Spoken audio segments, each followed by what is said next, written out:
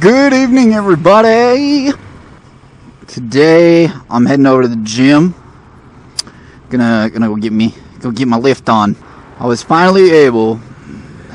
The weather has been so shitty that I was really worried that if I had some crazy wind, you guys wouldn't be able to hear me, and I wanted to make sure that this was a clear video. So today I got to take out my roommate, my housey matey guy, one of the dudes who lives with me.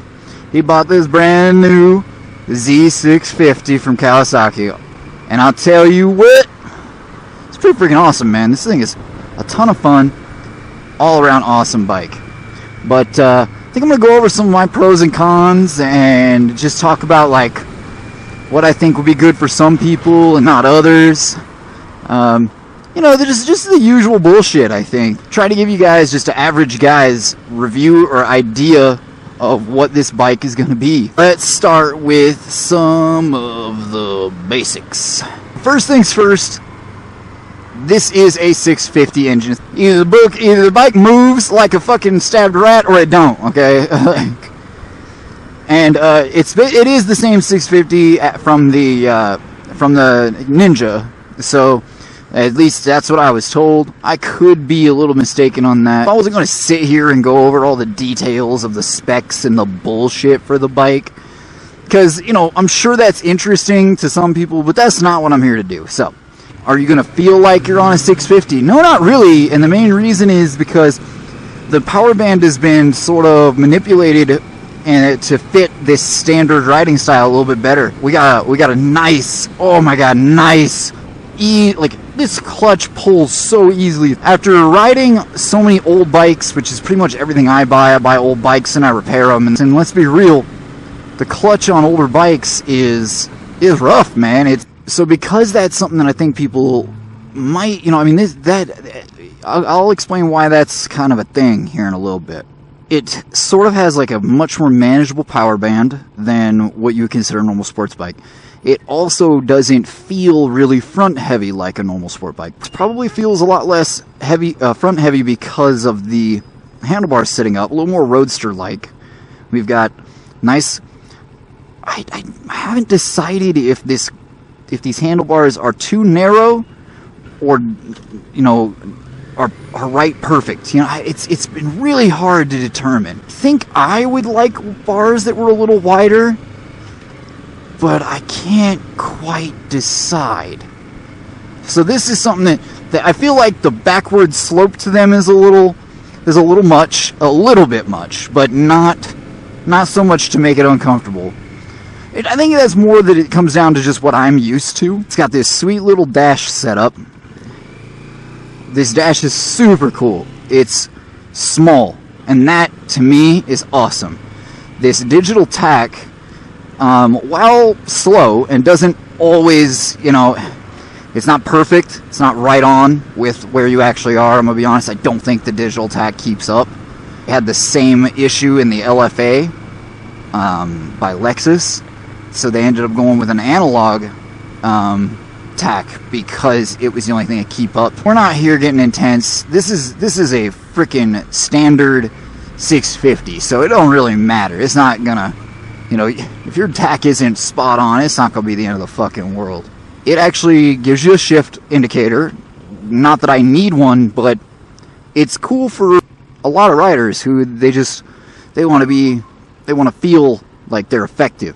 A lot of riders want to really focus on how well they're riding. What is that girl wearing? Like I said, in a minute I'll get to the point of all these things that I'm pointing out. It actually gives you a gear indicator in the center, which is not very common at all. It's got a clock on it. I'll tell you what, a clock is a little thing, but it sure is nice. I can't even tell you how many times I've thought I was on time heading somewhere, and so I just would take a long route or go right around a little more, and next thing I know, I'm late because I didn't actually know what time it was. You got your temperature gauge on the left, gas gauge on the right. I've never had a bike with a gas gauge, so that's pretty cool too. I'm 6 foot tall on the mark, and this seat height's pretty comfortable. Obviously, I flat foot it.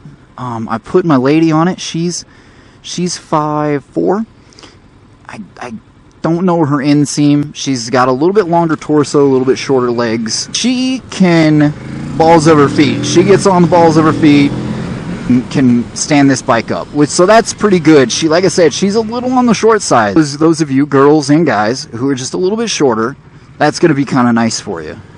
Beyond that, comfort level in general. Man, I'll tell you what. Man, I'm saying that like all the time in this. It's comfortable. It really is. I've never been a huge fan of sport bikes. I don't want to be like this while I'm riding. Even my cafe, I'm actually going to put drag bars on it because I'm not enjoying the Clubman. It's just too low for me. So for me, this standard is a lot more of a... I mean, I think most people are going to agree standards are pretty damn comfortable. I actually find standards to be a little more comfortable than many cruisers. Something about cruisers, man, you start to slouch, you start to feel... It's weird to get in an awkward position with some cruisers, but on a standard, most of the time you won't feel that way. So this thing's pretty damn comfortable. There's only a minor slope to the seat, just enough to give you that slightly aggressive feel. The bars, as I pointed out, they are leaned back just a tad. Still comfortable. I just don't know if it's exactly what I would want. If I owned this bike, I might put different bars on it. Probably flare them out just a tad bit more. That's a great segue into different aftermarket items for this bike. So far, the bike's pretty new, but it's already got a lot of stuff on the market. You got exhausts, you got intakes, you got all kinds of stuff. And aesthetically, this bike doesn't really need a whole lot. I've already discussed with a few people, and even right when my buddy bought it, when I went with him, I said, honestly, this bike could just use a fender eliminator. Yeah, these rearview mirrors are a little bit crazy. These big-ass bunny ears stick up just a tad, and it's going to be a little bit... It's just a little bit not aesthetic, but... Mostly, they actually look pretty decent for what they are. Most of the time, bunny ears like that look terrible. They look fucking awkward, and these actually look alright. And they function pretty well, too. Turn signals look decent. They're shaped well. Yeah, most people just want smaller ones in general, and honestly, that I can understand that. So, if it were me, fender eliminator would pretty much do it. Good lord, that Lexus. That seems like a little much on that Lexus. I'm going to be real with you. You could consider going with smaller turn signals. You could consider going with smaller mirrors or another mirror option, but luckily the bike looks decent as it is. It truly does. You feel like it looks decent. You feel... I mean, you know, a lot of people buy bikes because of how they look. You know, you want to look cool on your bike. It's not just a matter of, I love riding. Like, yeah, we all love riding, but we buy bikes we like aesthetically too. So... when you look at this bike, you have to recognize, is it aesthetic or is it not? And damn, you know what, damn it, it's pretty damn aesthetic. That bright green frame, up against the black and the white, it looks freaking cool, man. Do I think the bike is awesome? I do. I think it's a great bike. And all of that stuff prior to the aesthetics leads up to, well, and even aesthetics, if you are a even keel type of person, if you're over 25, either... you've borrowed a friend's bike enough times that you kind of get a good feel for a bike already, or even if you're a brand new rider, you could probably get away with this. You could probably be comfortable. You could probably learn well. But mostly because you are a mellow dude. So if you're the type of person who knows you're a hooligan, let's be real. You know whether you're a hooligan or not. Don't get a bike like this. You're gonna do something because this bike has got a 55-inch wheelbase and it's nimble and it's quick. You're gonna wreck your shit, man. Don't do that. But if you know that you're a mellow guy, if you know you're a guy who can keep his shit together, it's gonna be a great starter bike, and it's gonna be a bike that's gonna last you because it's gonna take you a long time before this bike you really outgrow this bike, if you ever do. It is definitely up for debate if people ever actually outgrow bikes or if they just get bored because high-speed straight lines. I've never been a big fan of sport bikes because You gotta be on big tracks to really enjoy a sport bike. You gotta be on a big track. I'm not gonna go do that. It's part of the main reason I like my Supermoto. It can be fun for a very similar reason. That short wheelbase makes it nimble. That short wheelbase makes it fun to ride in small corners. Makes it fun to ride to and from as a commuter. If you're the type of person who has a really reasonable demeanor, you know, you're gonna enjoy the shit out of this bike, and you're gonna grow on this bike's gonna grow on you. You're gonna grow on this bike. It's gonna teach you how to be a good rider because it gives you enough in between of lightweight, fun, playful bike and power for when you're just feeling aggressive. Like, it's freaking awesome, man. There are a couple drawbacks. Like I said, if you're 6 foot, that's probably where it's gonna stop. You're not going to be fit on this bike if you're much taller than that. You might be maybe 6'1", but once you get into like 6'2", 6'3", anything above that, it's really not gonna work for you. You're gonna be uncomfortable. I'm riding that I'm like, well, I feel a little more tucked in than I would like. I feel like my knees are a little more bent than I would like. What's he doing? One of the other drawbacks I found on this bike is that, you know what? I don't know if it's a drawback. This thing will engine brake like a motherfucker. Or as soon as you let off the gas, this thing stops. It wants to stop bad. You would frickin' do a somersault off this bitch if you weren't prepared. That's how hardcore it gets when it engine brakes. It slows you down. Whether that's a pro or a con, I'm not 100% sure yet.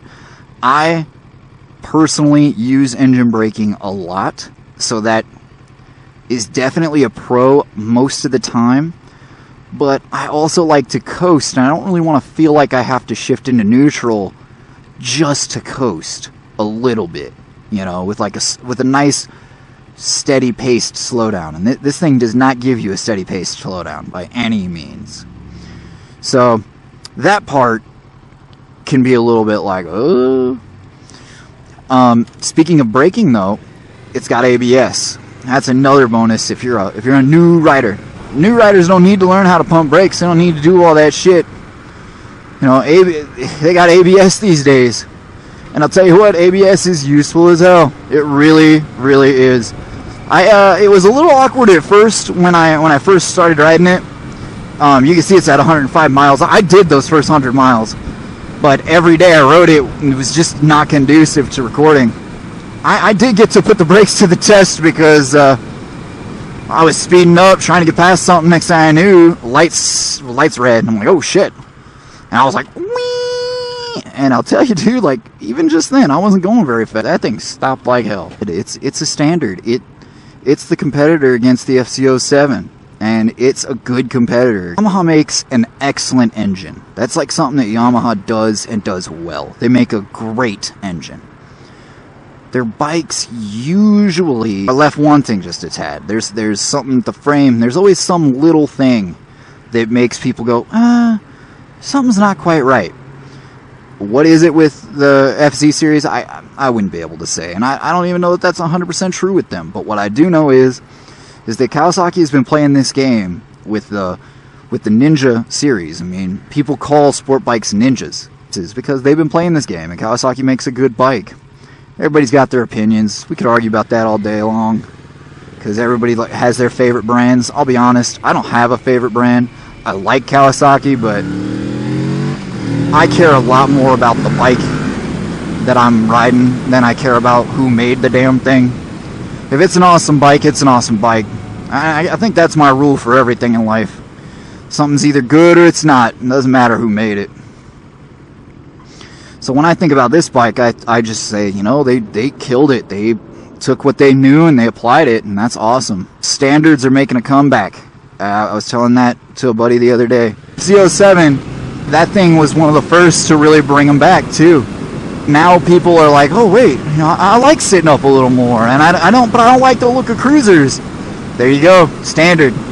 When sport bikes got popular, everybody was like, oh, look at that thing, you know, but the comfort level a lot of people weren't ready for, and they just didn't even care in some cases. Now that standards are kind of coming back, and a lot of people are just realizing that standards even exist, definitely a more viable option because there's more options. Even Honda just released a new standard, a new Roadster. If I haven't told you guys about, I think I have, but if for some reason you didn't hear about it in one of the other videos or whatnot, I'm heading over to the Stronghouse Gym. These guys are some local boys who wanted to start lifting equipment for reasonable prices, and honestly all their prices are really good. You can go to stronghouseproject.com and check out their lifting equipment. I know that a lot of you guys are bikers. You may or may not lift. If you do and you're looking for some gear, these guys have set up a good website with good stuff, quality stuff. Tiny little gym, but it's like a little family in here. Everybody's cool, everybody chats it up, everybody's got something good to say about the other, and they help each other out. Go to their website. They're really, really awesome guys, really, really awesome place, high quality gear, blah, blah, blah, blah. I've said it already. Man, I'm a boss at repeating myself, aren't I? Anyway, check them out, man. Let them know. I talked about the bike quite a bit. If I think of anything, I'll do some voiceovers on some other video. But you guys all have a wonderful evening. I'll see you next time.